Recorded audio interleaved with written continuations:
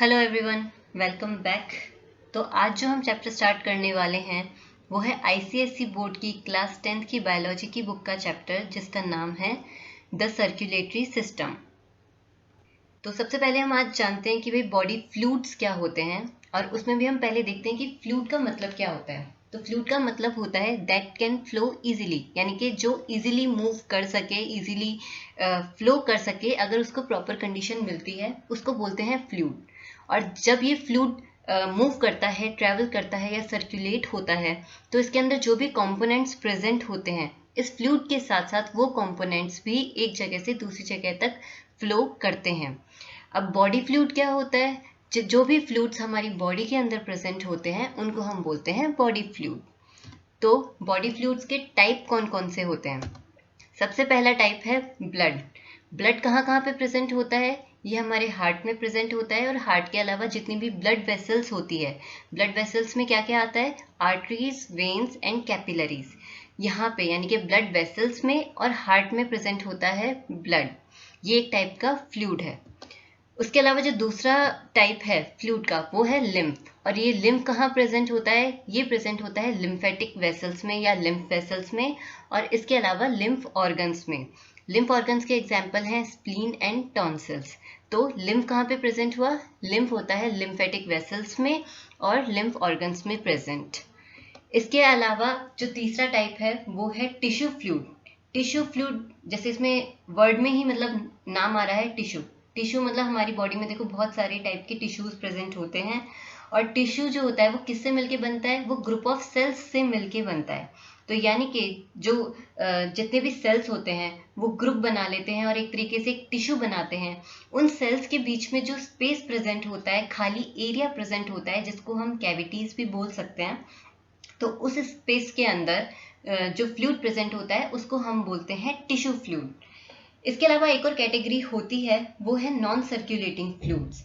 Non circulating fluid, नाम से ही पता चल रहा है ये नॉन सर्कुलेटिंग है, यानी कि ये ट्रांसपोर्ट नहीं होते, ये ट्रैवल नहीं करते, ये फ्लो नहीं करते हैं, ये एक ही जगह पे रहते हैं, पर्टिकुलर एक ही ऑर्गन में रहते हैं और वहीं रह के अपना काम करते हैं।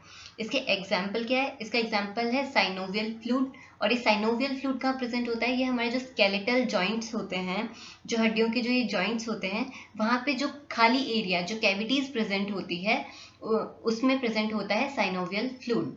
उसके अलावा हमारी आंखों में विट्रस ह्यूमर नाम का फ्लूइड प्रेजेंट होता है। तो ये साइनोवियल फ्लूइड और विट्रस ह्यूमर जो होता है ये नॉन सर्कुलेटिंग फ्लूइड्स हैं, क्योंकि ये एक जगह से दूसरी जगह तक ट्रांसपोर्ट नहीं होते, ये एक ही जगह पे रहते हैं। अब एक चीज और ये कि जो ये टिश्यू फ्लूइड होता है, टिश्यू फ्लूइड यानी कि ये सेल्स के बीच वाले, सेल्स में जो आसपास में जो खाली एरिया होता है वहां पे प्रेजेंट होता है टिश्यू फ्लूइड। ठीक है, ये टिश्यू फ्लूइड भी जो है ये बहुत ज्यादा ट्रांसपोर्ट नहीं होता है, बहुत ज्यादा हद तक ट्रैवल नहीं करता है, यानी कि सर्कुलेट नहीं होता है। ये क्या करता है? ये थोड़ी दूर तक ट्रैवल करता है, फिर ये लिम्फेटिक वेसल के अंदर घुस जाता है, और लिम्फेटिक वेसल में जैसे ही ये अंदर घुसता है, हम इसको तब टिश्यू फ्लूइड नहीं बोलते, तब हम इसको लिम्फ बोलते हैं। और फिर जब ये लिम्फ बन जाता है, ये लिम्फ उस लिम्फेटिक वेसल्स के थ्रू हमारी पूरी बॉडी में सर्कुलेट होता है। तो बेसिकली अगर हम टिश्यू फ्लूइड की भी बात कर रहे हैं तो टिश्यू फ्लूइड भी एक तरीके से प्रॉपरली सर्कुलेटिंग फ्लूइड नहीं है ये, लेकिन थोड़ा हद तक फ्लो करता है, और ये फ्लो करके उस सेल्स के बीच वाले एरिया से निकल के, खाली वाले एरिया में से निकल के ये कहाँ चला जाता है? ये लिम्फेटिक वेसल के अंदर चला जाता है और लिम्फ बन जाता है। और फिर जो लिम्फ होता है वो पूरी बॉडी में हमारा सर्कुलेट करता है, और जो ब्लड होता है वो ब्लड भी हमारी पूरी बॉडी में सर्कुलेट करता है।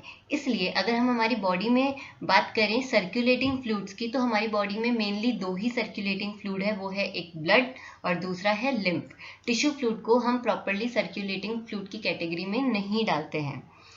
जैसे कि आप ये डायग्राम देख सकते हैं, इस डायग्राम में दो चीजें हमें जो फोकस करनी है वो है कि ब्लड कैसे ट्रैवल कर रहा है और दूसरा लिम्फ कैसे ट्रैवल कर रहा है, और हम टिश्यू फ्लूइड किसको बोल रहे हैं। तो अगर आप देख सकते हैं जो ये पर्पल कलर के सेल्स बने हुए हैं जिनको हम टिश्यू सेल्स बोल रहे हैं, ये टिश्यू सेल्स होते हैं, और इनके बीच में बहुत सारा स्पेस भी है, दो सेल्स के बीच में बहुत ज्यादा स्पेस है, और इस स्पेस के अंदर जो प्रेजेंट होता है उसको हम बोलते हैं टिश्यू फ्लूइड। ये जो टिश्यू फ्लूइड है इस खाली एरिया से निकल के, इस सेल्स के बीच का जो स्पेस होता है वहां से निकल के कहाँ जा रहा है? ये जा रहा है लिम्फेटिक कैपिलरीज में या फिर लिम्फेटिक वेसल्स के अंदर, जो कि हमारी ग्रीन कलर से हमें यहाँ पे दिखाया गया है। तो ये जो ग्रीन कलर से दिखाया गया है ये लिम्फ वेसल्स हैं।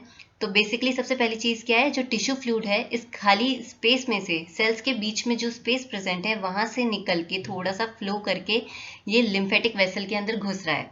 लिम्फेटिक वेसल में घुसते ही हम इसको अब टिश्यू फ्लूइड नहीं बोलते, हम इसको लिम्फ बोलते हैं।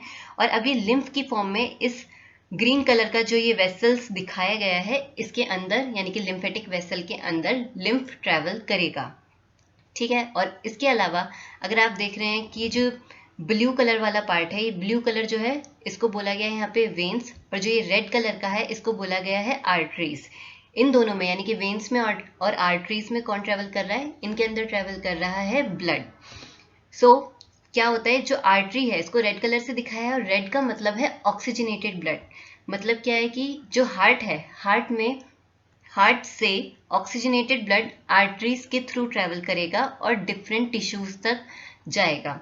और सिमिलरली डिफरेंट टिश्यूज से फिर जो डीऑक्सीजनेटेड ब्लड है वो कहाँ पे आएगा? वो आएगा वेन में, और वेन फिर उस डीऑक्सीजनेटेड ब्लड को हार्ट तक पहुंचाने का काम करेगी।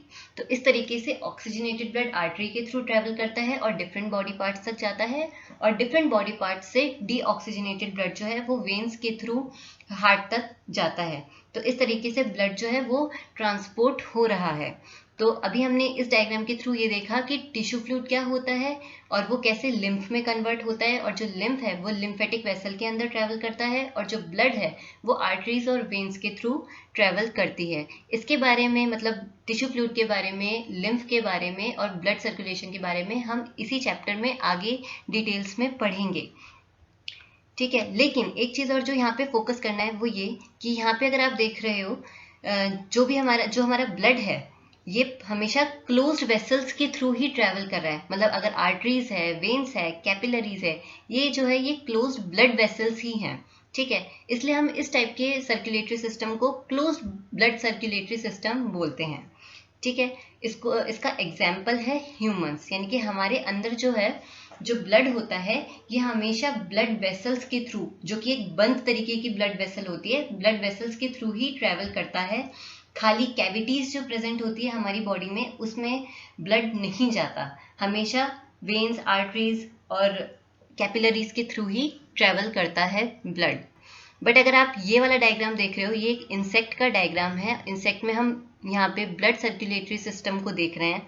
ऐसा नहीं है कि इसके अंदर कोई क्लोज्ड ब्लड वेसल नहीं है। अगर आप ये देखेंगे, ये जो है जो कि लेजर लाइट से दिखाया जा रहा है यहाँ पे रेड कलर की, ये ब्लड वेसल ही है और ये बंद ब्लड वेसल ही है।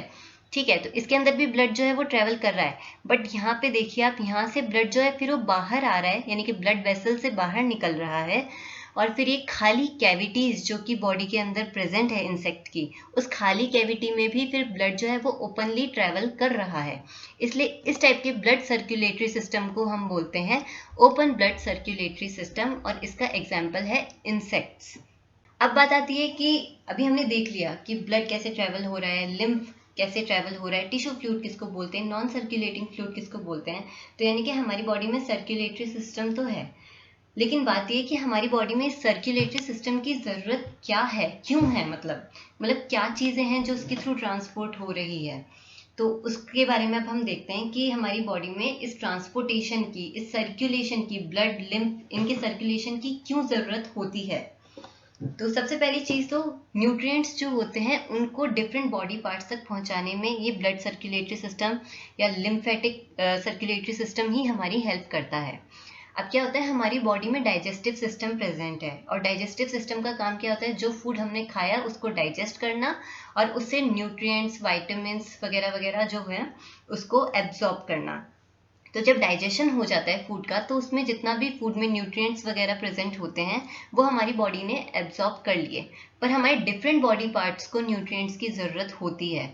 ठीक है। तो जहाँ पे एब्जॉर्प्शन हुआ वहां से डिफरेंट बॉडी पार्ट्स तक न्यूट्रिएंट्स को पहुंचाने का काम जो है वो blood circulatory system and lymphatic circulatory system, यानी कि जो ट्रांसपोर्टेशन सिस्टम हमारी बॉडी में प्रेजेंट होता है वो ही करते हैं। उसके अलावा जब हम सांस लेते हैं तो ऑक्सीजन हमारी बॉडी में अंदर आता है, और जब हम सांस छोड़ते हैं तो हमारी बॉडी से कार्बन डाइऑक्साइड बाहर निकलती है, क्योंकि हमारी बॉडी में एक रेस्पिरेटरी सिस्टम प्रेजेंट होता है जो कि हमें इनहेलेशन और एक्सहेलेशन यानी कि सांस लेने में और सांस छोड़ने में हमारी हेल्प करता है। पर बात यह कि जो ऑक्सीजन और कार्बन डाइऑक्साइड हमारी पूरी बॉडी में मूव कैसे करते हैं, तो जब हम सांस लेते हैं ऑक्सीजन हमारे लंग्स तक जाता है। अब लंग्स से डिफरेंट बॉडी पार्ट्स तक ऑक्सीजन पहुंचाने का काम जो है वो हमारा ब्लड ही करेगा, या सर्कुलेटरी सिस्टम ही हमारी हेल्प करेंगे उसमें। और फिर डिफरेंट बॉडी पार्ट्स में जो कार्बन डाइऑक्साइड बना वो हमारे लंग्स तक लाने का काम और फिर हमारी बॉडी से बाहर निकालने में हेल्प कौन करेगा उसमें भी सर्कुलेटरी सिस्टम जो है वो डिफरेंट बॉडी पार्ट्स से कार्बन डाइऑक्साइड लेके आता है, लंग्स तक पहुंचाता है, और फिर with the help of respiratory system हमारी बॉडी से कार्बन डाइऑक्साइड बाहर निकल जाता है। तो यानी कि जो गैसियस एक्सचेंज हो रहा है और ये गैसियस ट्रांसपोर्ट हो रहा है, इसमें हेल्प कौन कर रहा है हमारा, वो है सर्कुलेटरी सिस्टम। इसके अलावा हमारी बॉडी में जैसे एक्स्ट्रा वाटर या एक्स्ट्रा सॉल्ट्स जो अब हमारी बॉडी के लिए ज़रूरी नहीं है, और उसके अलावा हमारे डाइजेशन के बाद हमारी बॉडी में नाइट्रोजनस वेस्ट भी बनता है with the help of excretory system. मतलब एक्सक्रीटरी सिस्टम ने जो नाइट्रोजनस वेस्ट हो गया, ये सब जो एक्स्ट्रा वाटर हो गया, एक्स्ट्रा सॉल्ट हो गया, इन सबको प्रोड्यूस तो कर दिया, पर अभी हमारी बॉडी से बाहर कैसे निकलेंगे, तो ये निकलते हैं हमारे अंदर जो सर्कुलेटरी सिस्टम होता है उसकी हेल्प से। यानी कि ब्लड वगैरह इन एक्सक्रीटरी प्रोडक्ट्स को हमारी बॉडी से बाहर निकालने में भी हेल्प करते हैं और हमारी एक्सक्रीटरी सिस्टम को भी हेल्प करते हैं। इसके अलावा हमारी बॉडी में हॉर्मोन्स का भी ट्रैवल होता है। देखो हमारी बॉडी में ना एंडोक्राइन सिस्टम प्रेजेंट होता है, और ये एंडोक्राइन सिस्टम जो होता है वो हार्मोन सिक्रीट करता है, यानी कि हार्मोन को बनाता है। अब हार्मोन तो भाई एंडोक्राइन सिस्टम ने बना दिए, लेकिन हमारे जो डिफरेंट बॉडी पार्ट्स को अब हार्मोन की ज़रूरत है, तो जहाँ बने वहाँ से डिफरेंट बॉडी पार्ट्स तक ये हार्मोन्स जो है इस सर्कुलेटरी सिस्टम की हेल्प से ही ट्रांसपोर्ट होते हैं।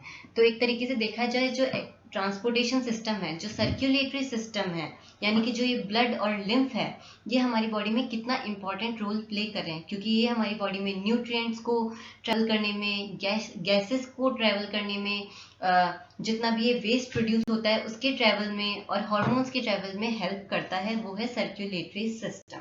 तो इसलिए हमारी बॉडी में सर्कुलेटरी सिस्टम की बहुत ज़्यादा ज़रूरत है। तो अब आप इस वीडियो के बाद कौन कौन से क्वेश्चंस के आंसर कर सकते हो, तो अगर आपसे कोई पूछे कि 2 सर्कुलेटिंग फ्लूइड्स के नाम बताओ, तो अब हम इजीली बता सकते हैं कि जो ब्लड और लिम्फ ये हैं, ये दोनों सर्कुलेटिंग फ्लूइड के एग्जाम्पल हैं। टिश्यू फ्लूइड जो है वो प्रॉपरली सर्कुलेटिंग फ्लूइड की कैटेगरी में नहीं आता, और उसके अलावा एक और जो कैटेगरी थी वो थी नॉन सर्कुलेटिंग फ्लूइड्स की, जो नाम से ही पता चल रहा है कि वो सर्कुलेट नहीं करते। तो इसका मतलब सर्कुलेटिंग फ्लूइड के 2 एग्जाम्पल हैं, वो हैं ब्लड एंड लिम्फ। इसके अलावा अगर कोई ये पूछता है कि भाई हमारी बॉडी में ट्रांसपोर्टेशन सिस्टम की या सर्कुलेटरी सिस्टम की क्या ज़रूरत है, तो अब हम उसको भी अच्छे से एक्सप्लेन कर सकते हैं कि सर्कुलेटरी सिस्टम का हमारी बॉडी में क्या इम्पॉर्टेंट रोल है, वो कौन कौन से इम्पॉर्टेंट रोल्स को प्ले करता है। आई होप आपको ये वीडियो समझ में आया होगा और आपको ये पसंद आया होगा। तो अब इस चैप्टर के जो आगे के टॉपिक्स हैं वो हम अगले वीडियोज़ में देखेंगे। सो तब तक के लिए thank you so much and take care.